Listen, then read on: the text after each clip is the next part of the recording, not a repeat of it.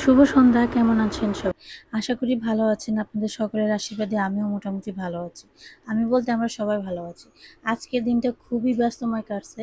আজকে সকাল থেকে সারাদিনে আর ভিডিও করতেই পারিনি। সকালবেলা কোনো রকমে রান্নাবান্না করে গিয়েছিলাম সারার স্কুলে। সেগুলো আর কিছু ভিডিও করা হয়নি। সারার পরীক্ষা চলে আসছে। 18 তারিখে পরীক্ষা হবে। এটা হচ্ছে মিড টার্ম পরীক্ষা। তো পরীক্ষার জন্য কিছু জিনিস নিয়ে টিচাররা আলোচনা করে।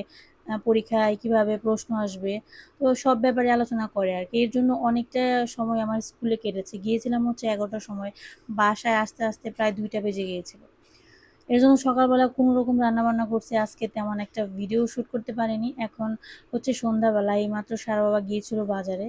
ফ্রিজ আমার একদম খালি, কোনো সবজিই নেই। তাই কিছু সবজি আনতে গিয়েছিল। আর হচ্ছে আমার যে ইলেকট্রিক, তো যে বিল যেটাকে বলেন, তো ইলেকট্রিক বিল আসে না, এটা হচ্ছে কার্ড সিস্টেম। তো কার্ডটা রিচার্জ করে আসা হলো। তারপর হচ্ছে গ্যাসের জন্য কার্ড রিচার্জ করা হলো। যেহেতু মাস শুরু হয়ে গেছে, এখন সব কিছুই একটু একটু করে করতে হয়।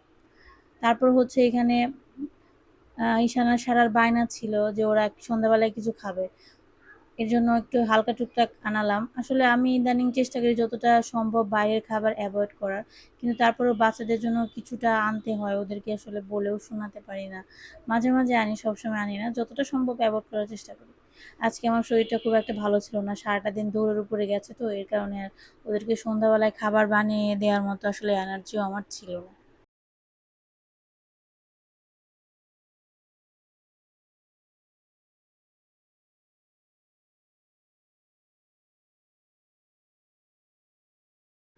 আজকে হচ্ছে বৃহস্পতিবার। বৃহস্পতিবারে হচ্ছে নিরামিষ খাওয়া হয়। আজকে নিরামিষ রান্না করছি। তো বাজারে পাঠানোর আরেকটা মূল কারণ ছিল, পাঠিয়েছিলাম যে একটু দুধ আনার জন্য 1/2 কেজির মতো। তো উনি বাজার করছে অনেক কিছু, কিন্তু দুধটাই আনেনি। তো কি করছে দেখেন, এখানে সয়া সসটা আনিয়েছি, এটা শেষ হয়ে গেছে। ডিটারজেন্টও শেষ। আজকে না আনলে কালকে কাপড় ধোয়া যাবে না, এর জন্য ইমার্জেন্সিভাবে আনা হয়েছে। এরপর হচ্ছে আলু আনা হয়েছে।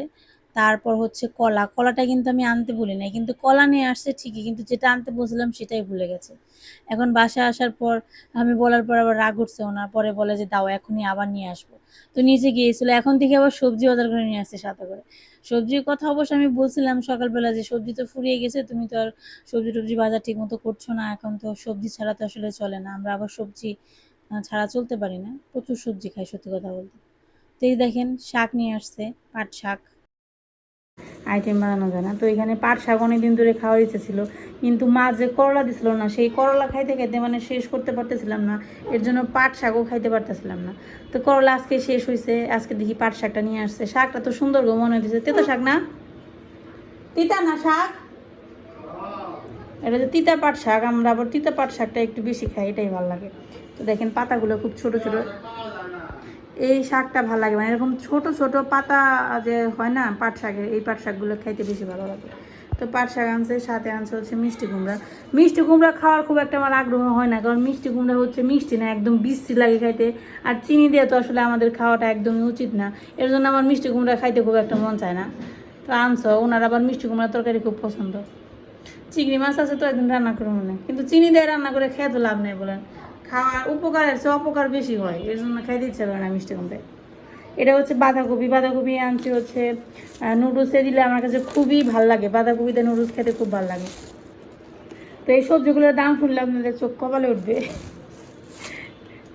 এটা একটু কম নিছে। মিষ্টি কুমড়া কত নিছে গো? কতটুকু নে? 1 কেজির দাম 40, তাহলে তো মিষ্টি কুমড়া সস্তাই।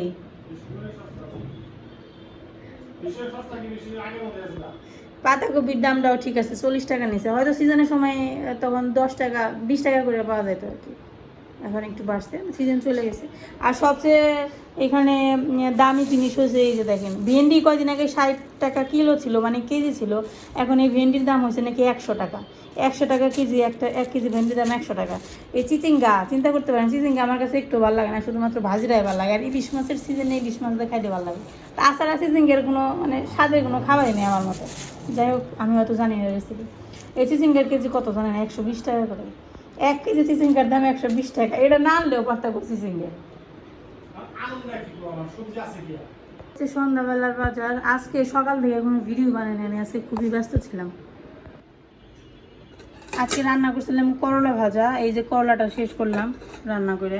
তারপর রান্না করছিলাম হচ্ছে পটল দিয়ে আলু দিয়ে একটা ঝোল, পাতলা পাতলা। আজকে রান্নাটা এই পটলের ঝোলটা খুব ভালো হয়েছে, আমার কাছে তো ভালো লাগছে, গরম মশলা দিয়ে করছি।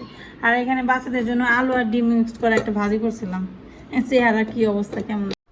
মাঝে মাঝে ব্যস্ততা এত বেশি থাকে না, তখন নর্মাল রুটিনের কাজকর্ম করা অনেক বেশি কষ্টসাধক হয়ে ওঠে।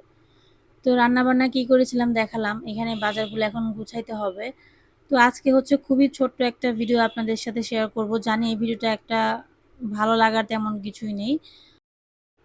আসলে কি বলেন তো, চ্যানেলে ভিডিও না দিলে না চ্যানেলের গ্রোথটা নষ্ট হয়ে যায়। এমনিতেই আমার চ্যানেলের অবস্থা খুব একটা ভালো না, এর জন্য আমি চেষ্টা করি যে চ্যানেলটা নিয়মিত একটু মেনটেন করার। জানি সবসময় করতে একটু কষ্ট হয়, সত্যি কথা বলতে একটু বেশি কষ্ট হয়। একই অবস্থানে থেকে একই কাজকর্ম করে প্রত্যেকদিন একইভাবে থাকা সত্ত্বেও সেই একই জিনিসকে একটু ঘুরিয়ে ফিরিয়ে প্রেজেন্টেশন করা সত্যিই অনেক কঠিন। তো আজকের ভিডিওটা এই পর্যন্ত, সবাই ভালো থাকবেন।